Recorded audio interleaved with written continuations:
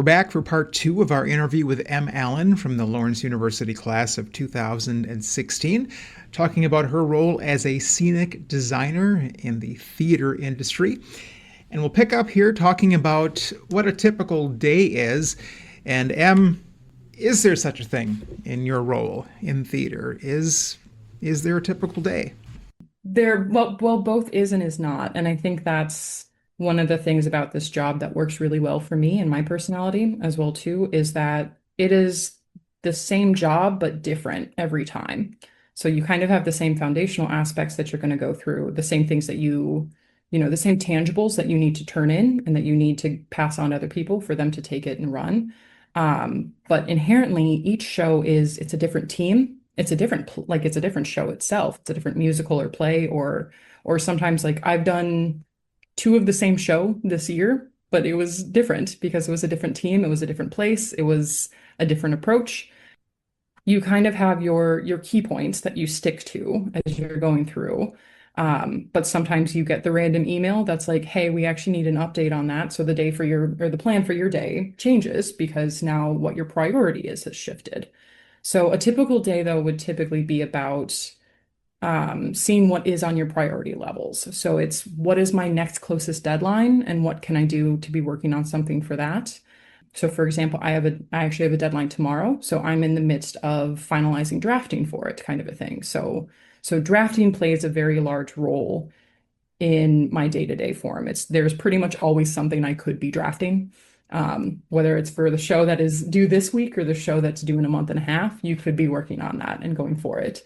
So a typical day will probably have some form of drafting within it. If it doesn't, it's going to have research going, trying to find images that help evoke what it is I'm trying, like finding it in real life. And then how can I translate into stage? And this is a big thing that is part of a typical day that is like talked about, but not really talked about, at least in my educational experience, honestly, is how much emailing goes into this job.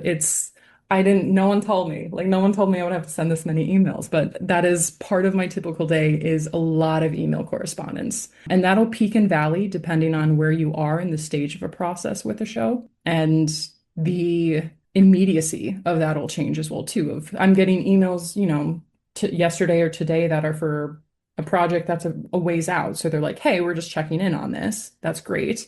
Or I'll get an email that's like, hey, can you send me this later this afternoon so I can try and do this thing? So it's your rate of response does vary depending on the content as well, too. But checking your email at least once a day and trying to do that correspondence is definitely a part of every single day. And then, yeah, just doing things that I think help kind of tie you back into the core of what your show is, whether or not that is I'm going to work on just one show today, or I'm going to touch pieces of three different shows that are at three different stages. Um, but yeah, so it is one of those. You can expect to be doing something every single day. But what that thing is changes on where you're at in a process of a show and what the priority deadline is, or the next meeting is, or what you're missing as well too. Even if I'm a person that actually finds a lot of inspiration through reading. Of if I'm stuck on a show, I'll read something about, like I read a dissertation on lucha libre when I was working on a wrestling show, kind of a thing. And so that was, it was a way for me to get into a place when I was stuck. Yeah. So sometimes a day is me going to the library and figuring out what is there, or being I'm currently the weird person sitting in the children's section of the library going through a bunch of children's books because I have to get visual research for a children's show. And Oh. so I'm trying to pull those. So I'm just the weird adult with a bunch of books in the middle of the kids' section. It's fine. But yeah, so there's a lot of times when you wake up and okay, my day is going to be 100% drafting, and that's what I'm going to do. And other times when you wake up and it's like, okay, we're going to the library, and then we're taking this random call, and then we're having this meeting, and we're working on that, and then we're building a model later that night or something. So it really does vary depending on the process. I can talk about tech days. Those are typically a little bit more structured and look the same. And so that's typically like the end of your process. So technical week or tech week is when all of the technical elements come together and incorporate with the rehearsing actors the week before the performance or 2 weeks before the performance. So it's basically bringing all the pieces together before the show happens. And those weeks typically follow a very routine schedule of either they fall into what are called 10 out of 12s or 8 out of 10s, which is basically like a 10 out of 12 is you're scheduled for 12 hours and you're there for 10 of them, basically. So you get an hour or two for lunch and a couple breaks in the middle kind of thing. So those are pretty typical days of you show up and you start working or teching through the show is what it's called. And that's incorporating lights, sounds, costume, scenic, prop, all of that. So a tech week will look pretty standard across the board of showing up, starting at the top of show, working it all the way through until you're done, and then just running it back and back again. And that'll go on for a few days for at least 8 hours of the day, normally around 10 hours of the day. So those weeks are pretty typical. But other than that, it's kind of just a what fire do I need to put out today kind of approach sometimes. Like some other fields, I would imagine this is true in theater as well, where it's not just critical that you know your job, but it's also important that you know at least parts of other jobs and other roles as well. Is that true? And have you had to get involved in other positions and other roles in a production? And why is that important to do so?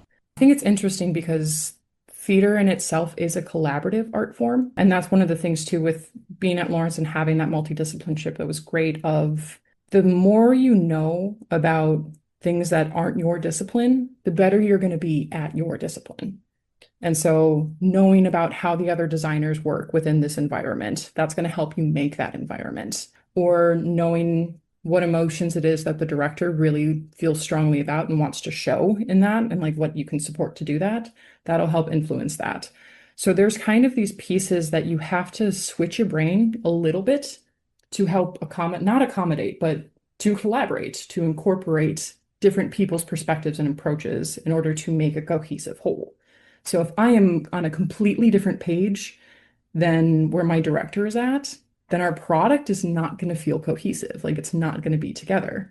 So sometimes I have to think about how would this be directed? If I was doing it, like where's the biggest point of movement going to happen? And do I need to create more space there? Something like that.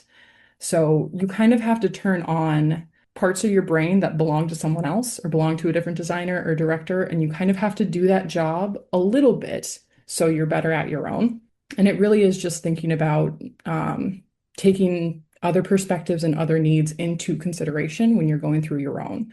So I think there's times when like I feel like my role has expanded where you're kind of, for me, I think one of the closest kind of ties is scenic and props. They're very parallel to each other, but they are not the same. But a lot of the times I have to have the mentality of a prop designer in order to kind of think about what information is it that I can give them, that I can support them with. I have to think about it from their side of things, or think about it from, okay, I know that, it is scripted that this person's dress is red and there's not anything that's going to be changing there. So taking the mentality of the costume designer and thinking about, okay, if I'm going to have a red dress, I can't have a red background or else I'm going to completely lose that person. And so thinking about their brain and what they would need there. In terms of non-design roles, those are harder to slip into for me in terms of they're not what I do really, but every once in a while, you never really know when you're going to be. I think one of the most common ones for me, at least, is you never know when you're going to be in the lobby talking to a donor, and all of a sudden you're working in development. You are you're pushing it and you're going for it. So there's things where it's like knowing how every piece of the industry works, how it works, helps you do better on your own job because it helps you communicate, it helps you collaborate, it helps you honestly code switch a lot of the time as well too. That's a big part of this job is figuring out who it is that I'm talking to, whether or not it is the head of a theater, the director of a show, or an old donor, or anyone across those boards of like, who am I talking to and what is it they need to hear from me? So if you know more about what each of those positions do, you're better at meeting them as well too. So I think it's less about being in different roles and it's more about your role doesn't work unless all of those other ones are working too. So knowing enough about all of them to be able to kind of integrate it into your own work as well too. So I think we all kind of do a little bit of everything at the end of the day. When you're first hired, when you first come aboard a new project or production, How do you start? Can you describe your creative process when approaching a brand new scenic design project? Sure, yeah. So for me, step one is always read the script. You don't know what you're supposed to be designing unless you read it, you don't know the show until you know the show. So it first it starts with a conversation typically of being hired, of having that kind of normally it's an email from a production manager or an artistic director saying, "Are you available? Do you want this job?" And here's a little bit what it is about. And that is a stage two where you can read the script to know if it's a project that you want to be on. Um, I've definitely had times where I have to say yes to everything. I was kind of in that stage as well too, but there's been shows where I've taken where I'm like, I don't really know what just happened in this script, but okay. So reading the script is definitely your number one step to figure out what the sensation of the show is and what kind of the key indicators that you have at first. It'll vary after that point of sometimes the next step in the process is after reading the script, I already have an idea of it's just something that kind of comes through. And that's great when it is that quick and easy. Honestly, it is really nice to have an initial vision. But sometimes that doesn't always happen. That doesn't always come. And so it's what do you do next if you don't have an initial vision? And normally the next step with this would then be to collaborate and talk with the director of the show, because they probably have some sort of feeling of where they want to go with it. Even if they don't know what they want it to look like, they probably know what they want it to feel like. And so that's a good starter point in that conversation. And so after that conversation, and this is a step, I would say that it depends on the director too, of this next step, I will typically do if I have never worked with this director before, I'll typically do this before meeting them, is doing some research and actually finding some visual imagery that helps support your idea, or it even is just in the reality of the show, just basically research about what the realness of this show is. And sometimes I'll do that before meeting with the director if it's something of like giving them something to respond to, basically. Sometimes I'll do it after meeting with the director of if I know that this is a director that they're going to have something in their brain. So it's like, let's hear them first kind of a thing. But if it's a director where I'm not sure if they're going to have anything, I want to come prepared. That is a crucial step really is that research side of things. And you can kind of break your research down into tangible and emotional. So it is the things of like, okay, they're sitting at a kitchen table. I know I'm going to need a kitchen table. What era kind of thing? So going down that rabbit hole of the tangible thing. And then there's also how that ties into like, okay, they have a fight in this kitchen. So what can I put in here to make that feel unsafe, to help brew that? So it's the feelings and trying to find visual research that helps evoke those same feelings. So you can kind of go into two different fields with research as that. And I'll say too that regardless of the style of the show that you're working on, whether or not it is full realism or full abstract, you always want to start with something real and have your foundation in that. So something that you can actually connect to in the living world that helps kind of give you a center for things. So even if it's like, well, this entire thing is gonna, we ended up changing because of budget constraints, we ended up changing direction, but I had a show where both the real and emotional imagery of nesting was there in that show. And so our first initial thing was this bramble nest that kind of was a giant wave that came out over the set and into the audience. We weren't able to actually fully accomplish that, but then it was translating that into what were our means that we could get that same sensation with. So that was an example of where both the tangible research of what do like loon, specifically like water nests, what do those look like? And then what's the feel there that we're also trying to create? And that was this kind of encompassing world that was around them. So that was an area where both of those things kind of collided. And so actually doing research on what do loon nests look like and all of that kind of stuff is going that. So once you get that research stage done, then you start to put all of those pieces together into what is to me, I call it my language of what is the language of the show? What are these themes that are going to track through every physical thing? And what are the pieces? And I call it a language because it is translating that idea into a tangible thing that you can pass off to be built. So you're starting with an idea and then you have to figure out a way to make it real, like tangible. Typically that next step involves using your tools, whether it's drafting, model building, sketching, anything like that, to start to actually give this thing shape not just in a way that you understand, but in a way that you can communicate to others as well too. So for me, the most common ways that I'll start with that is with what's called a ground plan, which is basically like the blueprint of the thing. So like the bird's eye view kind of deal. So the ground plan just helps you figure out how does this world fit in our space, our physical space, and then using those tools to then pass off to a director and to your other team members as well too to get response to. The next step is getting a response. So it doesn't mean this is what we're doing. It doesn't mean let me start drafting out the entire show based on this right now, but it is enough information for the team to respond to see if you're going down the right path. So that's kind of that next step is having a meeting or something like that where you have that opportunity to get that feedback. And then a lot of it is going back into kind of your own little world and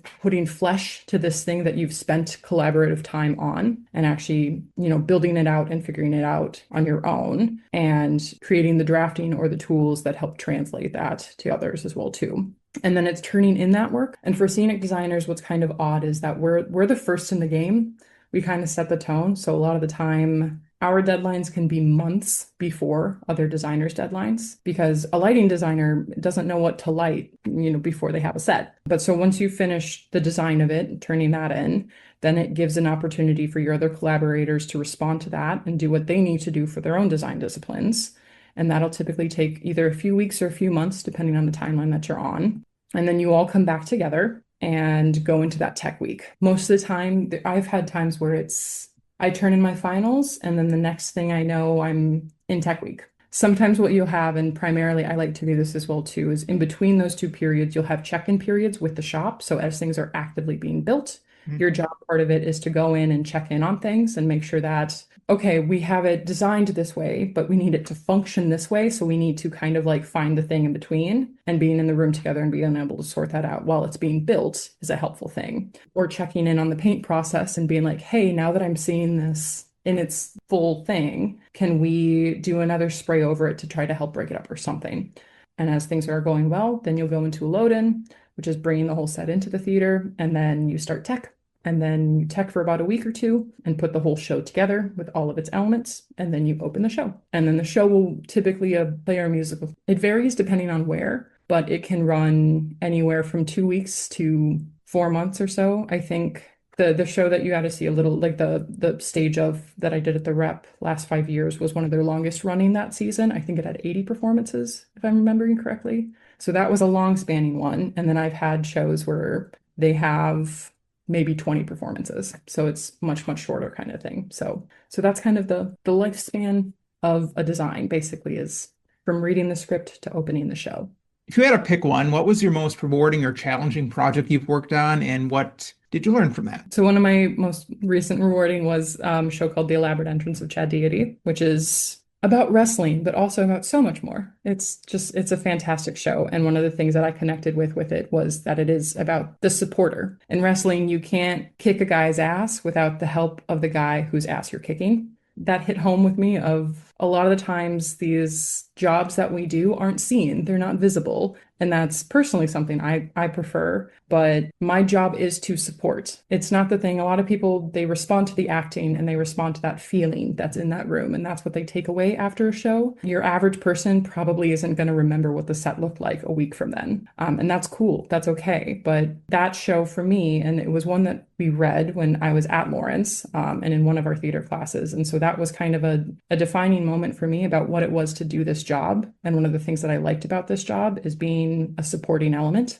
So once we finished discussing that play, I went to the registrars and switched from a minor to a major in theater arts. And then I was able to do that play earlier this year. And it was actually a great opportunity as well, too, because we got really lucky with one of our team members. Our production manager she had worked at an entertainment industry before that. So she had ties, and that company loaned us 40 grand worth of equipment to do this show. And on top of that, too, one of the local community members, the wrestling crew here, Bruce City Wrestling in Milwaukee, loaned us their ring to be able to do that show. So these two massive elements that were like financially heavy hitters, basically, we were able to put on this massive scale production because of community support. So that was kind of one of my most rewarding projects, was the show that changed my mind, basically, at Lawrence of doing this job and then actually getting to do that show this year and to do it on a scale and with a budget that I had not worked with before yet. And so even though it was like not a real budget, that was an imaginary 40,000, but like real equipment kind of a thing. And so that was a rewarding thing for me to have kind of that full circle moment from undergrad to there. Then to also have the community involvement was just a really beautiful thing to be able to create that show. And it was also a show that was great because a lot of people who don't necessarily normally go to theater went to go see this show. And so it was a change for our audience as well too, which was awesome. And then also with the team that I was working on, it helped develop myself professionally a little bit in terms of really representing to me that there are so many different ways to do this job. No scenic designer has ever gone down the same path. And so being able to, I worked with a few people on that show that have been doing this for longer than I have, and being able to kind of compare and contrast of how is it that I want to do this and continue to do this, and like where do I want to be in 20 years, and more importantly, how do I want to feel in 20 years doing this job, kind of a thing. So having an opportunity to work with a range of experience on that show to really kind of solidify that there's a different way to do this for everyone, and that's really awesome. And then on top of that, it was a bucket list show, and on top of that, it was a community action on top of that, and there's more audience members that were now new to theater and are going to go to different theater shows as well too. So I think for me, that was probably one of my most recent rewarding experiences. It sounds like a really special experience, so it's cool you got to do that. We got to wrap up here, so I'll ask a final question, and that is what advice you would have for current students at Lawrence aspiring to careers either in scenic design or theater or even just the performing arts in general? Yeah, I think my top advice would be just try to experience it as much as you can, whether that means going and seeing the show as an audience member, or if that means reaching out to people who have jobs that you might want to do, whether that's designer, technician, anything like that, seeing if they can get you in a room just to observe. How theater operates in your academic form is very different than how it operates in an industry form. So I would highly recommend that before you are done with your academic journey, try to incorporate the real deal as well too. Whether or not that's summer internships, which I did in undergrad, highly recommend. That was a great choice for me. Over breaks, trying to get into different theaters, seeing if you can just see around it, tours, anything like that, talking to other designers. I've never met a designer who, when I reached out to them and was like, can I get a cup of coffee with you and just talk about it? I've never met someone who said no. And so getting that experience of it and really actually kind of trying to maybe not fully learn, but at least start getting exposed to what those differences between academia and industry are when it comes to this. Secondarily, and I know it's more boring, but especially if you're looking at a route where you are a contractor rather than an employee, start planning for retirement now. That is the biggest expense of your life is going to be retirement. And $20 investing at 20 years of age is going to mean more than $20 investing at 30 years of age. And this is something I'm learning and figuring out for myself now as well, too, because my job doesn't come with a retirement plan. I'm contracted. I have to make that my own self, kind of a thing. So it's kind of a boring answer, but I really kind of my biggest recommendation to anyone who is thinking about going into the arts or into any type of contracting field, especially, or even if you are looking at being an employee, a lot of theaters, they probably won't start paying into retirement until 3 to 5 years of being an employee, just because of turnover rates. And that's what their investment styles are as well. So if you can start investing today, that is going to help you in the long run. And especially even if you can have some of that by the time that you're going into theater, it's going to open up the types of opportunities you can take as well too, because it's not highly, especially internships, anything like that where you're getting in, odds are it's probably not going to be a high rate wage that you're earning doing that.